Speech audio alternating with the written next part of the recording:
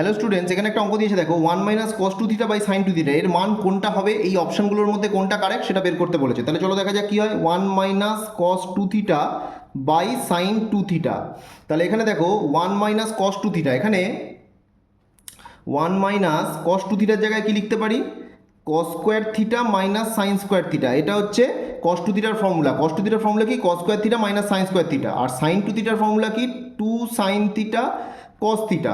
এবার দেখো ওয়ানের জায়গায় কি লিখতে পারি, ওয়ানের জায়গায় লিখতে পারি cos square theta plus sign square theta লিখতে পারি, মাইনাস ব্র্যাকেট তুলে দেবো, কি হবে কস স্কোয়ার থিটা মাইনাসে মাইনাসে প্লাস সাইন স্কোয়ার থিটা।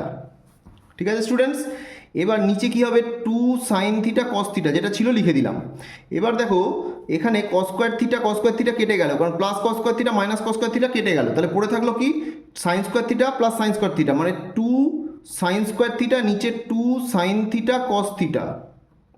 তাহলে সাইন থিটা দেখো ওপরে দুটো, নিচে একটা, একটা একটা কেটে যাবে, তাহলে 2 কেটে গেল, সাইন থিটা কেটে গেল, পড়ে থাকলো ওপরে একটা সাইন থিটা, নিচে কস থিটা। তাহলে কি হলো অ্যান্সার, ট্যান থিটা।